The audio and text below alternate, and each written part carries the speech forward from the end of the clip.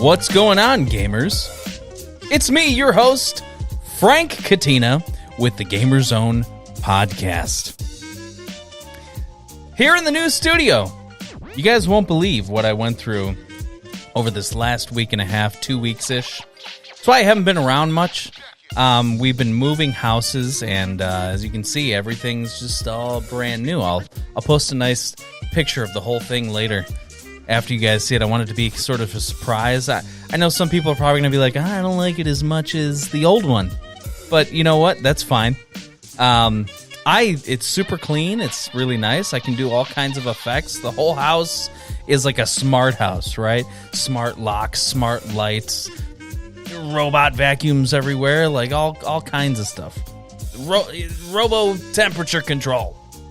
The robots are taking over my house, and I always say thank you when I talk to Google because you never know.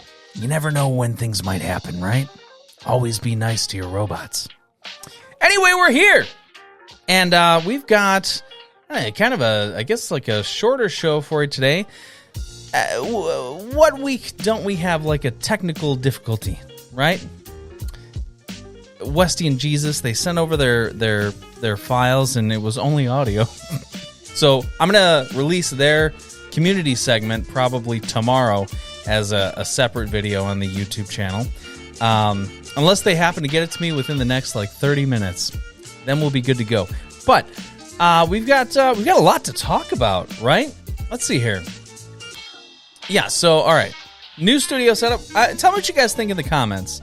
We've got actual professional, see these? Actual professional studio foam instead of that cheap stuff that I had before. Got these nice Govee glide lights. Look at that beautiful lamp over there. And, of course, the old computer. Nice and blue and futuristic looking.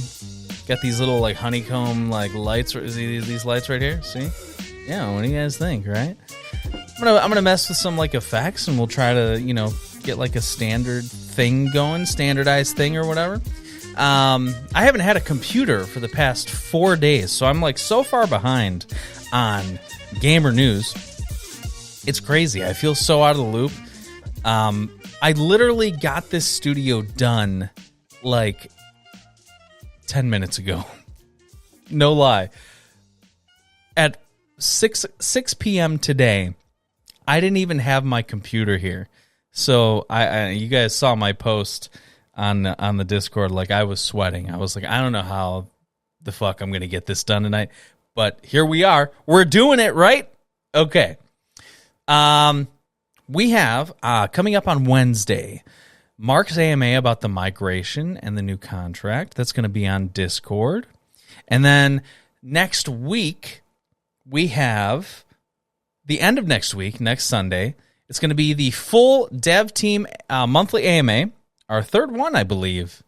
Time is flying, man, right? It's we're on episode 23 now. Isn't that crazy? That's fucking crazy, man. Westy is now the community manager.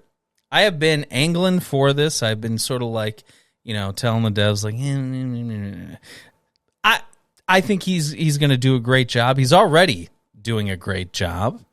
What else? Gamers on BlockMine, right? So you can stake your NFLs. Or if you have your NFLs, you sort of stake them to BlockMine, which allows you to stake their gold nuggets, right? And we're going to hear more about that from Diamond Hands. He has a pretty good explanation about it. And we have a very special Tech Talk. It's not really a talk. It's more so Mark Garside just showing us everything that's coming up with the socials. So he's going to demo the upcoming socials. The product is still in development, okay? So some of you eagle-eyed viewers out there might see a few bugs here and there. That's okay. They are definitely being worked on as we speak. So let's just move right along with Mark Garside with Tech Talk. Take it away, man.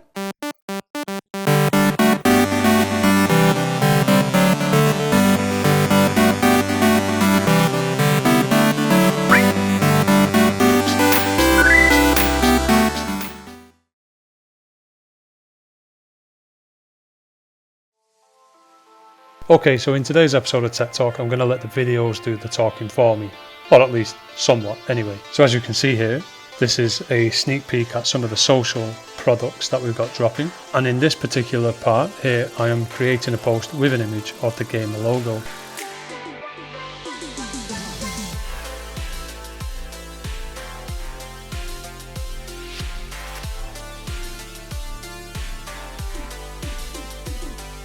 And just like that, the image is on the page, the post has been made, and we're ready to go. You can click into the post and you can even leave a comment. So why the hell not? Let's go ahead and do that.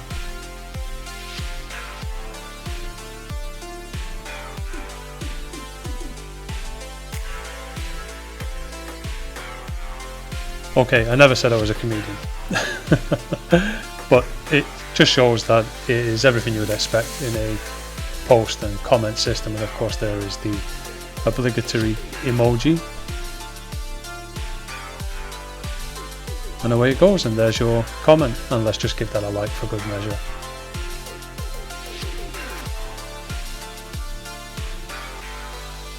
So as part of this feature drop as well, we have opened up public profiles, and as you can see, you've got all my public comments here available and a new header. So let's go ahead and have a look at how we actually create our own header. So obviously over here in your profile, you just click change, click on the image area here and drop your image in and upload. And it's as simple as that.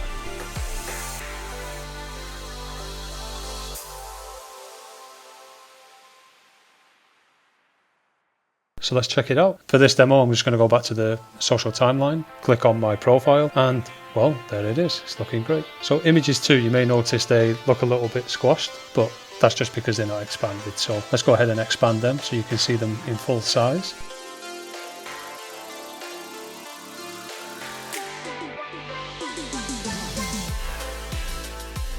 So if I head back to the social timeline, I can show you that we can actually add more than one image too. So I'm going to select a couple of images.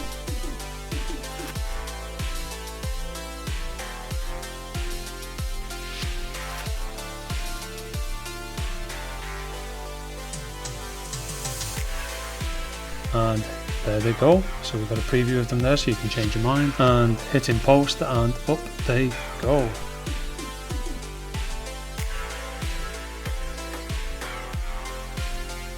And there they are. So it's everything you would expect. You can slide across and see the images. You don't have to click into them separately. And as you can see here, you can delete the post, and you can even report posts from here too. Let's go ahead and delete that. And there it goes, off it's gone.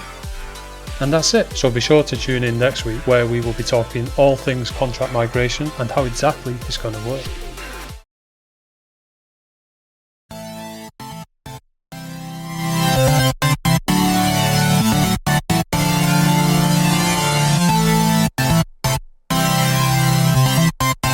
You know, it's not like I do everything right anyway, right? But you'll have to forgive me because, like, everything's opposite of the way it was in my old desk. So, like, the mixer's over here instead of over here, and I'm all frazzled, right? And I realize I probably seem a little frantic right now, and that's because I've been going like crazy today, trying to get everything done super fast, and also trying not to like concentrate on just one part of the house, right? So I don't leave all the work to my girlfriend. I'll take you guys on a video tour of the new house sometime soon, maybe later this week or something. I'll post it up on the channel. But it's really cool. You know, everything is kind of like super clean, modern, but kind of rustic still too. It's pretty cool. One thing I realized that I'm terrible at cable management. Anyway, all right. Okay. So we just saw the socials. Looking pretty good. Remember, just version 1. With the new contract coming up, some of the possibilities that they've stated, you know, those comments, like, you could make NFTs out of them, right? The possibilities as far as the crypto aspect when it comes down to socials is limitless. It's going to be crazy. Okay. Let's get into the numbers. All right, and like I said, it's going to be a short show today, guys. Because things are just moving along quickly. It's about 3 in the morning, so I cannot possibly stay up that long to to like make things crazy expanded. Westy and Jesus are missing this week. However, we do have Troy's interview coming up as well. We do have What the FUD coming up also. So much going on, and I need to just slow my brain down to like, you know, I don't know. I just need to slow down. Okay, so the numbers. Bitcoin, we reached our all-time high a couple days ago, over 66,000, which is pretty exciting, especially for those of you holding, obviously, and those of you mining. Ethereum, 4,100 right now.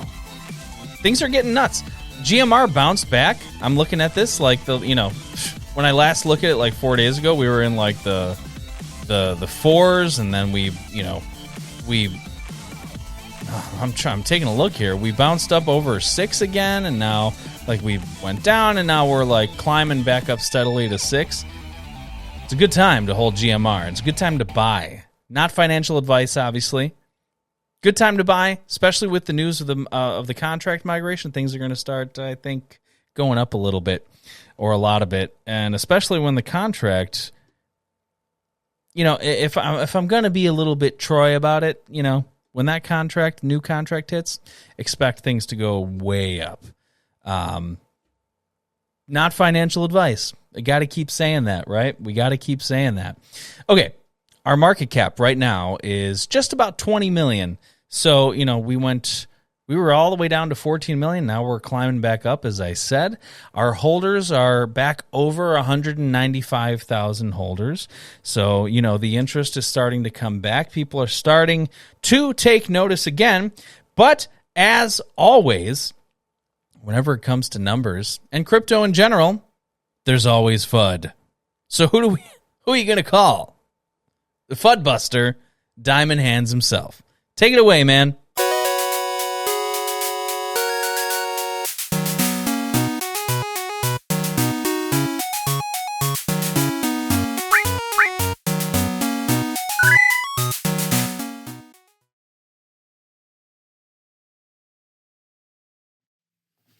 Hello gamers, welcome back.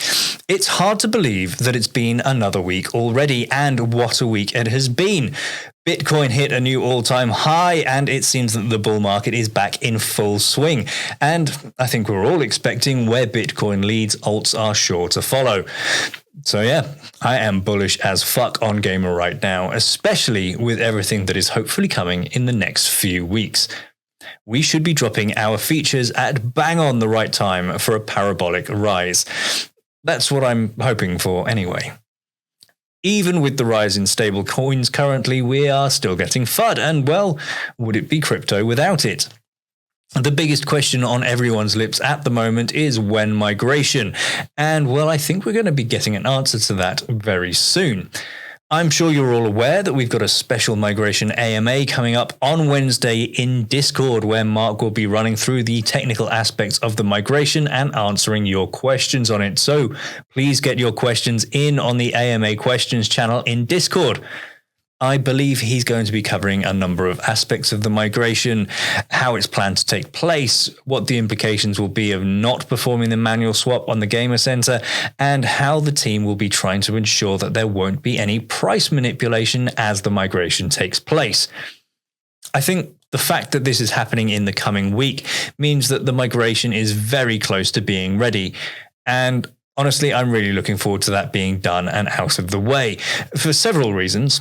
One, because the current token is holding us back, and we need the new one to climb to the stratospheric heights where I know Gamer belongs. And because I'm curious about what the When crew will start asking about next. My guess is when Festival of Gaming, but we'll have to wait and see. We've also got the monthly AMA with the full team next weekend, so I expect we'll hear a lot more about the actual migration. And I think we'll also get some answers for Team When socials during that one too. We also now know who our first NFL staking partner is. It's BlockMine.io. And since we learned about the partnership, I've been checking them out. Their community seems to be solid, and they're really excited to have us on board as a partner. And honestly, I'm excited to be partnered with them too. So I guess it's only fair to say, hi Cowboys, welcome to the party. we should be hearing the exact details of how the staking with them is going to work in the coming days. And, well, when I say coming days, I mean probably between when I'm recording this on Friday night and when you guys hear it on Sunday evening. So I guess actually while you're watching this, we probably know all the details. So we'll be able to see how right I am. So my understanding of it is we as non-fungible elite holders will have access to a special VIP staking pool where we'll be able to stake one of the 3 tokens that BlockMine.io currently uses, gold nuggets. And this pool will have a higher APR rate than their standard gold nugget pool. Currently, BlockMine have a VIP pool running for holders of ApeSwap's non-fungible Ape series of NFTs, and their rate is around 40% higher than the standard nugget pool. So I'd expect our pool to be around the same or higher when it initially opens. I also understand that the number of elites you have will affect the number of gold nuggets that you'll be able to stake into that pool. The more NFLs you have, the higher your gold nugget cap will be. So, how did I do? In other news, I'm sure you've all heard that our boy Westy is now part of the core team, working as the community manager and acting as our point of contact between the team and the community. So, if you haven't already, make sure you give him some love and congratulations. He's already been making a big impact in the role. And I have some news too. I'm going to be spending some time over on our subreddit, helping CM1123 run things over there. I'm also planning on dropping some content over there in the form of a little series of videos talking about crypto security and how to stay safe in this space, so keep an eye out for that. Make sure you head over there and upvote and comment on posts. The more engagement we get over there, the more visibility we'll have across Reddit, and that means more investors in Gamer. Well, I'll be back next week with the rest of the team breaking down the AMA, so I'll see you all then. Diamond hands out.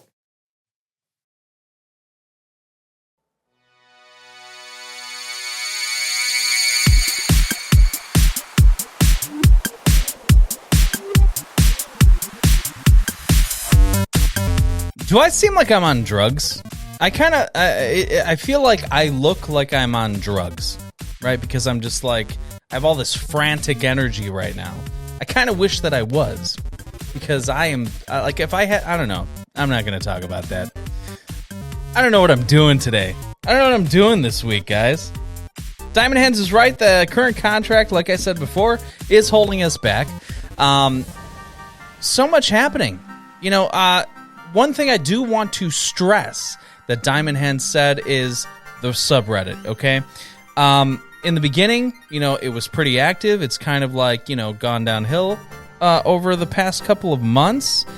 That's going to be absolutely essential as far as the crypto part of Gamer, GMR, is concerned. Because we, you know, if we can hit the front page of Reddit, things are going to go crazy. So make sure you guys all go over to the subreddit and, you know, subscribe to it. Start upvoting all the posts. Start creating new posts. Let's get some memes going in that subreddit. You know what I'm saying? Every other cool crypto subreddit has cool memes. We need some memes, man. Get in there. Get in there and make some memes. Get us to the front page with some crazy meme, right? Yeah, as he said, you know, Westy being the community manager, now Diamond Hands doing the subreddit. Things are just improving. And I gotta tell you, I got some plans. I don't want to say anything yet, but you know, there's been some talks, and we want to take things really to the next level here. All right, so like I said, short show this week. Next week, since all of this is done now, things should be back, you know, to somewhat normal, whatever normal is here on this podcast, right? We're going to have an extra long episode next week because it is the Dev AMA. And then we're going to have the AMA breakdown as well. So you'll have two long shows next week to make up for this week's lack thereof. All right. We're going to have Troy. Troy is interviewing Math Magic 10. So let's hand it over to him, and then That's the end of the show, folks, and I'll catch you guys next week in the Dev AMA, and I'll see you on the Discord and the Telegram in the meantime. Adios, everybody!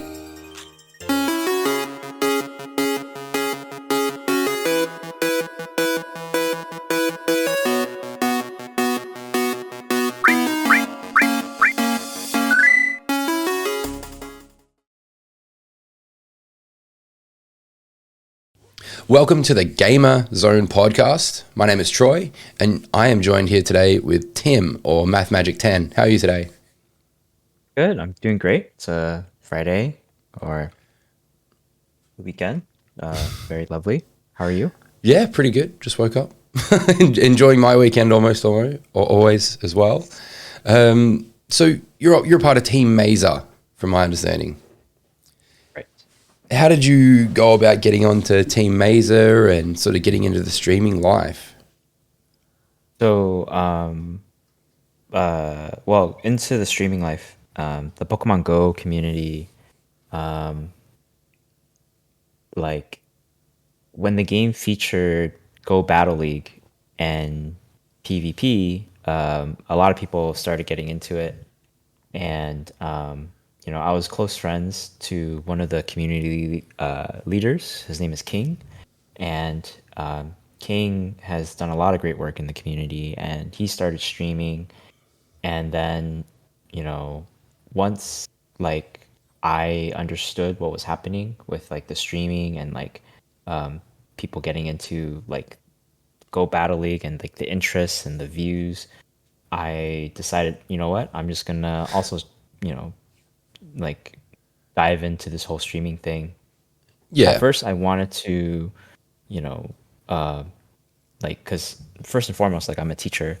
I teach at a university here in New Orleans, and so I'm not the best player in the world, and so what I try to do is try to teach Pokemon Go through the battles, right? And so for a lot of my stream, it's not me having like the best gameplay; it's me analyzing how well I play and how well other people are playing as well. Yep. So you're more of so a that's professor how- role, a professor type role. Right.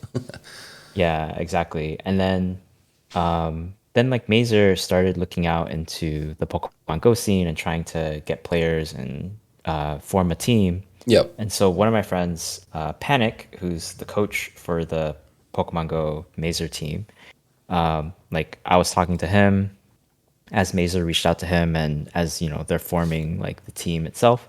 And so I talked to Mazer and I was like, hey, are you interested in having a coach? Because I know that there's a lot of talented players here. And so that's how it all started, was just me being the coach for Mazer. Yep. I've spoken to Panic. He's actually a really cool dude. Yeah, he's an awesome guy. Yeah. So you said you teach at university. What subjects do you teach there? So I teach math. Yep. Oh, Hence mathematics. my, yeah, hence my name. Yeah, like what is it? I grew up in California, went to undergrad in California, and then got my graduate degree, got my PhD, and then did a postdoc at Dartmouth College, and then now I'm here as an assistant professor in New Orleans. Wow, that's crazy, man. That's a big chunk of your life dedicated just to study and, helping others learn. Yeah, yeah. What made you want to teach mathematics of all the painful things to teach at university? Yeah. So, well, I love math for the most part. There are some days where I just don't love it. And the thing was, like, when I was a student, I had a lot of fun, and I was very passionate about, leading the study groups and trying to understand the material in a way Yep. for me to teach it to my fellow classmates. And then, like, I realized that they scored way better than I did on the exams, and it wasn't like a rare trend. It happened in undergrad, it happened in high school, it happened even in graduate school, Yeah. where like I would be leading the study groups and helping other people study and like trying to help them understand the material, and like they did way better than I did it, trying to on the exams and stuff. Yeah. So you were sort of the And catalyst for others' success. right. And so it's very much the same here in Pokemon Go, where, I'm here helping other people by coaching them, giving them advice, giving them notes, telling them what they can improve on, Yeah. right? And I'm not the best player, but I'm surrounded by the best. And for me to like watch them play and take their notes and then give it to other players and have them succeed is something that I really enjoy. Yeah, no, that sounds really, really like beneficial for the Mesa community as well. And plus a coaching role in any esport or even any major sporting event is such an important thing to have too. Yeah. I've played a fair bit of Pokemon Go actually. My girlfriend plays a whole shit ton of it. She's really good at it. Is there like I don't really know if there's patch notes and stuff that come out and buffs and nerfs to Pokemon. Do you have to keep track of all that stuff as a coach as well? For the most part, yes. There are significant things in terms of buff and nerfs in the game that, affect the meta. Yeah. And then there are, changes where they don't affect it all too much. And then, there are events that come out where new Pokemon come out or community days. And so to keep track of those, like it's not too difficult. It's like once a month, there's like always a new thing. And but for the most part, the meta doesn't change all that much in the game. Yeah. And they do get like a shakeup I would say like every 3 months or so. There's like a big shakeup. Yep. So what would you say the best Pokemon at the moment are competitively if you were to pick 6? If I were to pick 6, so the game is divided up into 3 leagues. One is Great. Great League is Pokemon who are 1500 CP or less. Yeah. Ultra League is 2500 or less, and then Master League is basically the unlimited CP league. Yep. And so in Great League, probably the best would be like Azumarill, Stunfisk, Sableye, Medicham, Bastiodon. Yeah, and then like Ultra League is basically I don't know, it's like the tankiest league and it's like one of the most frustrating because it's just all bulk in that league. And then Master League is hard hitting Pokemon. And so, Yep. You had Dialga, and then there's like this new up and coming Pokemon Zacian that just got released like not too long ago, but a lot of people were kind of like undervaluing it. Zacian. And so, yeah, Zacian, it's like a fairy. It's like a new fairy type in the game. Yeah, Yeah, fairies and fairies so- broken. Fairies too over, even in the normal Pokemon, fairies over tweaked. Like, Oh yeah, yeah. Sylveon's just disgustingly broken with its special attack stat and stuff. It's just crazy. Yeah, and so like in Master League, there's not a lot of poison types and there's not a lot of steel types. Yeah. But with Zacian's like moveset, right, because it has Wild Charge, close combat, and like play rough, like it basically hit everything and cover all of its weaknesses. And so it's one of like the new up and coming. Well, it's already here, but it's like the Pokemon that's shaking the meta for the Master League. Yeah. And it's going to be here for a very long time. But for Great League, for the most part, it's like Azumarill, Bastiodon, Galarian, Stunfisk, and like the new moves and like the buffs and the nerfs. Yeah. Like they do try to make a balance, and like you have seen that, and like, but even with like these move balances and these new introductions, they're still top meta Pokemon. No, it's fully understandable. It's like anything in any video game. There's always some characters that are slightly overworked than others. And I think that makes the big competitive scene, very interesting because some people will abuse these extra powerful, characters or Pokemon at times. What was the first Pokemon game that you ever played? It was probably Pokemon Red. Yep. Yeah, and I think I was like 9 or 10 at the time. Oh, did you end up getting blue as well, or did you have buddies that had blue too, so you could actually get all of the Pokemon? Yeah, I had blue at the same time. I think my cousins bought it for us as like a Christmas present, so we got Yep. like both sets, and yeah, it was a fun game. Definitely a good intro to the whole world of Pokemon, and like when you first started playing, right? We just basically caught the Pokemon and trained whatever was our favorite. We didn't really care if it was strong or not. Yep. And then I think it was probably after like the third or fourth generation, like I just stopped playing. Not because like it was too complicated, but really it was because like, it's really a grind for a lot of the Pokemon games. Yeah. And with Red and Blue, like I played it so many times that I understood who the Pokemon were and all that stuff. And then after a certain point, I don't know, I just stopped memorizing what the Pokemon were. So it was very difficult, yeah, to keep up. I think like that was my childhood as well. I was majoritively like playing Pokemon and playing a lot of like sort of Game Boy or Nintendo games. And I think I spent more time Yeah. memorizing Pokemon move sets from like Gold, Silver than I did actually doing schoolwork. Mhm. And it gets to the point now where I'm like, oh, I know basic math, but yeah, I know what a Poliwrath can like a what is it, a Poliwhirl can evolve into, like both Right, evolutions. right. That's not Yeah. useful information for me to have in this day and age. But yeah, so like after you sort of got connected with Team Mesa and you became the coach for them, do you have any other bigger plans? Would you want to host your own Pokemon League style Pokemon Go tournament in the future? Right. So I actually do that now with Speedy's Chief, who's another Mazer member of our Yep. Pokemon Go team. And we host the Go Battle League Arena. And what that is so in Go Battle League, they post the leaderboards, the top Yep. 500 players in any given season.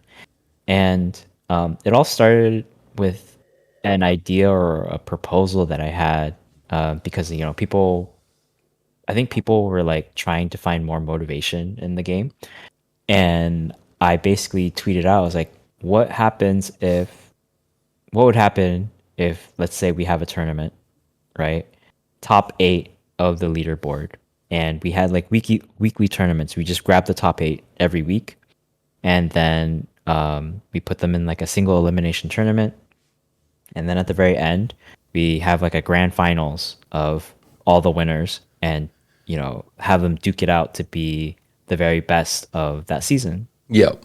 And a lot of people responded positively to it. And so I was like, okay, let's try and figure out like the logistics of this. Like if, to keep people interested, like we should have like a prize pool and Yeah. like the logistics of like how to contact people.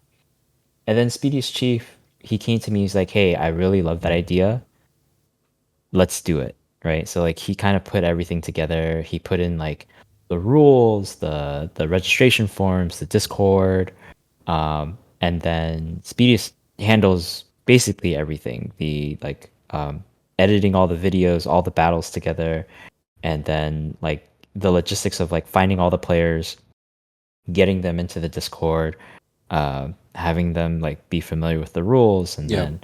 then we also got like sponsorships to fund the prize money because it's $100 every week for the grand prize. Yep. And then we also have Nightwing, who's a member of the community, also like producing the streams, just trying to get everything working together and having like the streams run smoothly. And it's been really great.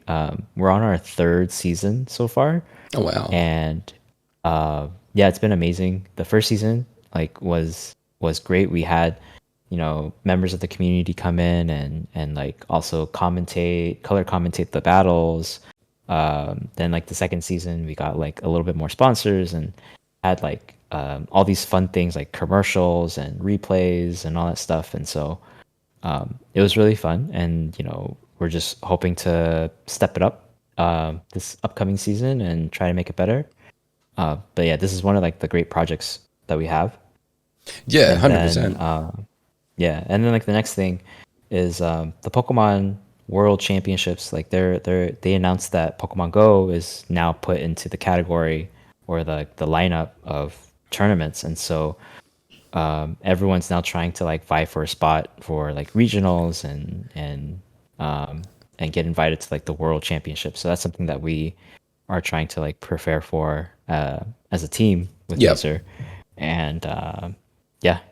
I think the most amazing thing about Pokemon Go is it's starting to last. It's starting to go the distance. Like when it first came out, it was hype as shit. Like there were so many people talking and ranting about it, and then it sort of died off a bit. And now, in my opinion, it's making a resurgence. Like there's a lot of like people playing it still. There's a lot of new players coming.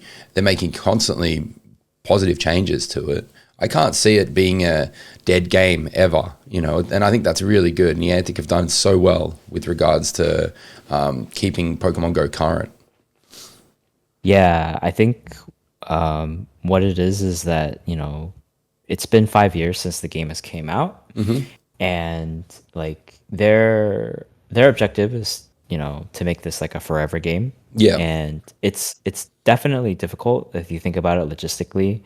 Like the Pokemon game from the Pokemon company itself, right? They have like they're on like their 8th generation of Pokemon, and you know, we're waiting for them to like make new Pokemon and bring that into the game. And then as Pokemon Go, like we're slowly catching up to the generations.